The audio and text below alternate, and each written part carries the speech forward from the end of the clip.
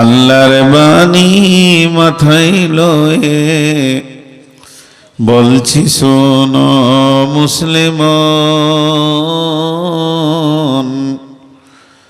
যত্ন করে রাখবে মনে, হও যদি গো মুমিন।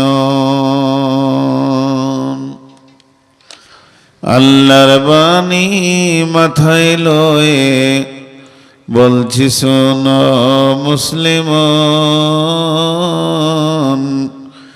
যত্ন করে রাখবে মনে, হও যদি গো মুমিন। বিদায় কালে গেছেন বলে আহামদের শেষ নবী, বিদায় কালে গেছেন বলে আহামদের শেষ নবী, সঙ্গের সাথী কেউ হবে না, হইবে তোমার আমিলন। যত্ন করে রাখবে মনে, হও যদি গো মুমিন। বিসমিল্লাহির রহমানির রহিম। ইয়াকুলুনা রব্বানা আতমিম লানা নূরানা ওয়াগফির লানা ইন্নাকা আলা কুল্লি শাইইন কাদির। হে আমাদের রব, আমরা কিয়ামতের মাঠে উঠেছি, তুমি আমাদেরকে নূর দিয়েছো, যারা নূর পাবে ওরাই বলবে ইয়াকুলুনা রব্বানা আতমিম লানা নূরানা, আমাদের নূরগুলোকে আরো জ্যোতি বাড়িয়ে পরিপূর্ণ করে দাও, আমরা যেন আরো জ্যোতি পেয়ে যাই। ইন্নাকা আলা কুল্লি শাইইন কাদির, আপনি তো সমস্ত জিনিসের ওপরে ক্ষমতাবান, এটা তো আপনি পারবেন, আমাদের নূরের জ্যোতি বাড়িয়ে দেন। এটা আজকে বিষয় নেই, আমি শর্টে ছেড়ে নিলাম। যারা নামাজ পড়বে তারা আলো পাবে কিয়ামতের দিন, যারা নামাজ পড়বে না আঁধারে ঘুর ঘুর ঘুর ঘুর করবে, আর ওই অবস্থাতে কিয়ামতের আজাব শাস্তি শুরু হবে। যেহেতু জাহান্নামের আগুনের কালার হলো কালো, এত কালো দিনকে আঁধার করে দিবে, সেই অবস্থাতে তাদেরকে জাহান্নামে ভরা হবে। এবার যেটা বাইয়ে না, নবীজি বলছেন ওয়াল কালামুল্লাহ, ওয়াল কালামুল্লাহ, আল্লাহর কালাম, আল্লাহর কথা, এটা হলো বুরহানুন দলিল, আল্লাহর কথা হলো দলিল। আর আমার সলাত হলো নূর, আল্লাহর কথা হলো দলিল। আর আল্লাহ কোরআনের নাম দিয়েছেন বাইয়িনা, বাইয়িনা মানে হচ্ছে দলিল। এই যে সভাপতি সাহেব বসে আছেন, আমার মহব্বতের মানুষ, এই জমিটা নিয়ে ওনার সাথে আমার ঝামেলা, বুঝবেন কিন্তু উদাহরণটা। ওনার দাবি জমি আমার, আমার দাবি জমি আমার, এই দাগ আমার, আপনাকে ঘর করতে দিব না, আমি ঘর বানাবো। ও বলছে ছাড়ো, এই জায়গা আমার। গাঁয়ের 10কে ডেকেছি, শিক্ষিত লোককে ডেকেছি, আলেম ওলামাদের ডেকেছি, দিনের জ্ঞান যাদের আছে ডেকেছি, যারা বিচার করতে পারবে তাদেরকে ডেকেছি। 10-20টা লোক এসে বসলো, মসজিদে বিচার হচ্ছে, মুসলিমদের আদালত হচ্ছে মসজিদ, রসুলের জামানায় বিচার হতো মসজিদে, মসজিদে বিচার হচ্ছে, আমরা দুজন আসলাম। গোটা গাঁয়ের লোক বসে ফার্স্ট শব্দ মুখ থেকে কি ব্যবহার করবে? দলিল দাও। আমাকেও বলবে দলিল দাও, ওনাকেও বলবে দলিল দাও। ওই জায়গাটা যে তোমার, এর দলিল দাও। যে দলিল প্রমাণ দিতে পারবে, জায়গা তার হয়ে যাবে, জায়গা তার হয়ে যাবে। এখন আপনি বলছেন আমি মুসলমান, জায়গার দাবি লয়, মুসলমানের দাবি। আর আমি বলছি ধর আমি মুসলমান।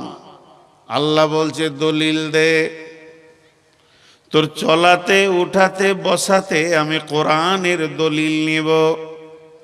যদি দলিল মিলে যায় তুই মুসলমান, আর দলিল যদি না মিলে তুই মুসলমান লস।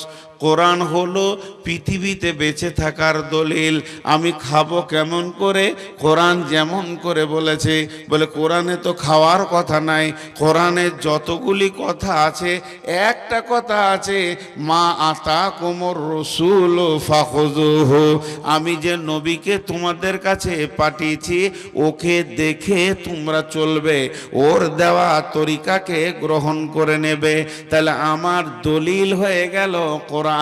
আমাকে রসুলকে লক্ষ্য করতে বলেছে, তাহলে আমার খাওয়া হবে রসুলের মতো, আমার বসা হবে রসুলের মতো, আমার শোয়াটা হবে রসুলের মতো, পেশাব পায়খানা হবে রসুলের মতো, আমার নামাজ হবে রসুলের মতো, আমার রোজা হবে রসুলের মতো।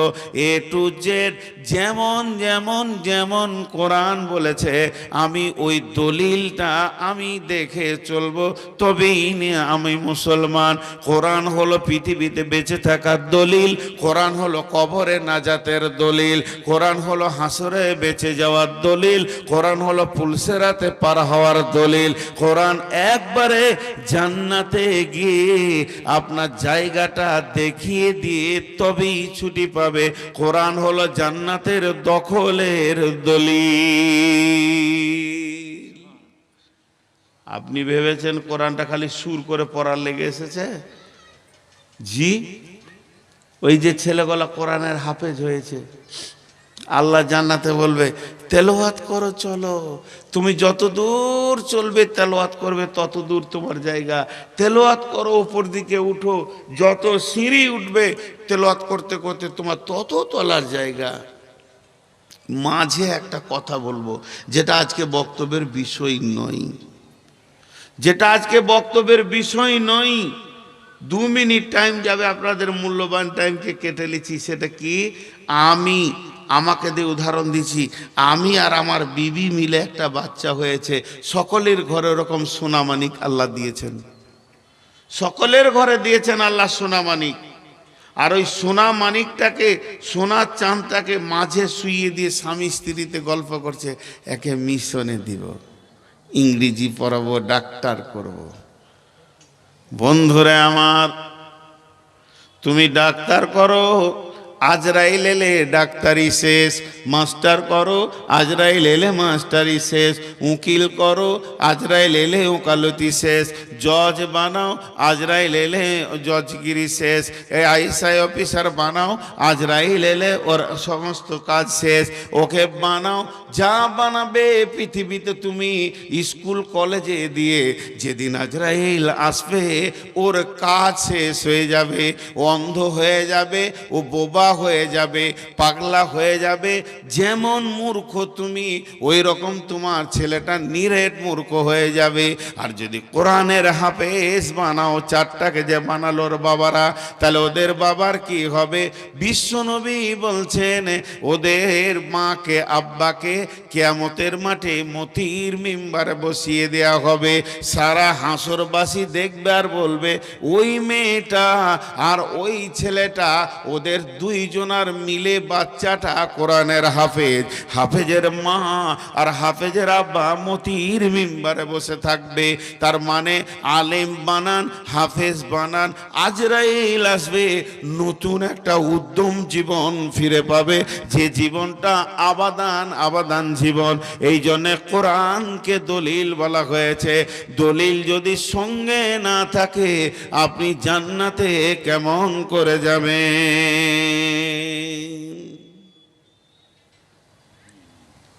যে কোনো কাজ করবেন, ছোট ক্ষুদ্র কাজ, বিরাট কাজ, ছোট ক্ষুদ্র কাজ। ক্ষুদ্র বলতে একটু বুঝাই, বোঝানোর অনুসূচনাটা দিই। একটা মুড়ি পড়ে আছে ভালো জায়গায়, খাওয়া যাবে। এই মুড়িটাকে ধরেছেন এমনি করে, ধরে দাঁত দিয়ে কাটতে যেছেন এমনি করে, কত ছোট কাজ, কাটতে জি আর পারলেন না।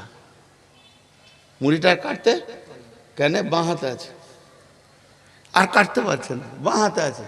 আমার রসুল বাঁ হাতে খাওয়া হারাম করে দিয়েছে, ডান হাতে নেন, এবার কেটে খেলেন, হয়ে গেল। এটাই দলিল আপনার। আপনি কত দামি যে আপনার একটা মুড়িতে দলিল চলে আসছে। জি, আমি সব জায়গায় উদাহরণ দিই, উদাহরণগুলো মন দিয়ে শুনবেন। আজকের পৃথিবীতে ব্র্যান্ডেড কোম্পানির মাল, চালু কোম্পানির মাল, দুই রকম কোম্পানি আছে। একটা রাস্তাঘাটে ফুটপাতে মাল বিক্রি হচ্ছে, আর একটা ব্র্যান্ড কোম্পানির মাল বিক্রি হচ্ছে। টাটা কোম্পানির একটা মনোগ্রাম আছে, স্ট্যাম্প আছে, এরকম গোল অতি টি টি লেখা আছে, টাটা লেখা আছে, বোঝা যায়। তো এই মনোগ্রামটা ওর আছে, স্ট্যাম্প। একটা ট্রাক কিনবেন তো ওটা দেখতে পাবেন, বাস কিনবেন ওটা দেখতে পাবেন, ট্যাক্সি কিনবেন ওটা দেখতে পাবেন, টাটার মারুতি কিনবেন ওটা দেখতে পাবেন। ছোট জায়গায় চলে যান, একটা কোদাল কিনবেন টাটার, ওটা দেখতে পাবেন। ছোট্ট একটা দয়লে কিনবেন টাটার, ওইটা দেখতে পাবেন। যদি টাটার ছুঁচ কিনেন তাও ওই স্ট্যাম্পটা আপনাকে দূরবীন দিয়ে দেখতে হবে, ওইটা লাগানো আছে। ওটা এমন একটা ব্র্যান্ডেড কোম্পানি, ওর সমস্ত মালের পেছনে স্ট্যাম্প আছে। কথা বোঝাতে পারলাম? আপনারা একটু হ্যাঁ না দেন, কথা বোঝাতে পারলাম? তো পৃথিবীতে যত জাতি আছে, হিন্দু, মুসলিম, জৈন, খ্রিস্টান, বৌদ্ধ, মাজুসি, শিখ, এইভাবে কত জাতি, আর কত বলবো, ইহুদি, নাসারা, শুধু মুসলিম ছাড়া, মুসলিম ছাড়া আর কারো দলিল নেই। ও কেমন করে পেশাব করবে দলিল নেই। মন গেল দাঁড়িয়ে চচ্চর করে মুতে লিলা, মন গেল গায়ে মুতে লিলা, ওদের দলিলই নেই। আর মুসলমান এত ব্র্যান্ডেড ধার্মিক, এরা এত দামি, এদের একটা মুড়ি চাপা থেকে দলিল আছে। এই দেখেন, আমার এখানে আছে পানি, বলেন এটা তো পানি, ভালো পানি, হালাল পানি। পানিটা আমি পান করতে পারবো কি পারবো না? সবাই বলেন পারবো তো? আমি যদি এখন মন যাই পানি খাবো, আপনার একটা হানা বলেন, পারবো কি পারবো না? পারবো। এই পানিটা খেতে পারবো আমাকে পিয়াস লাগলে? এই পানিটা যদি পিয়াস লাগে এখন খেতে পারবো না। কেন? বাঁ হাতে চলে গেছে। এক গ্লাস পানি, শুধুমাত্র এক গ্লাস পানিতে রসুল 6 বার কথা বলছেন, একবার নয়। কত দামি ব্র্যান্ডেড কোম্পানি আমরা। নবীজি বলছেন, প্রথমে তুমি দেখে খাও, 2 নম্বরে তুমি বসে পান করো, 3 নম্বরে তুমি 3 শ্বাসে পান করো, 4 নম্বরে বিসমিল্লাহ বলে পান করো, 5 নম্বরে তুমি আলহামদুলিল্লাহ বলে পান করো, 6 নম্বরে তুমি ডান হাতে পান করো। তার মানে 1 গ্লাস পানিতে আমার 6খানা দলিল রয়েছে। আমি এত দামি আমার ধর্ম। শুধু তাই নয়, আপনি বাথরুমে যাবেন, আপনার পেছনে পেছনে দলিল পৌঁছে যাবে। বাঁ পা আগে ঢুকবে, ডান পা আগে বের হবে, এই দোয়া পড়বে। কাপড় কখন উঠাবে, কতটা টাইমে তুমি কাপড়টাকে খালি করবে, কতটা টাইমে তুমি কাপড়কে ঢাকবে, কিভাবে তুমি তাহারত হবে। পায়খানার ভিতরে রসুলের ক্লাস ঢুকে গেছে, পেশাবখানাতে রসুলের ক্লাস ঢুকে গেছে। এখন নিবি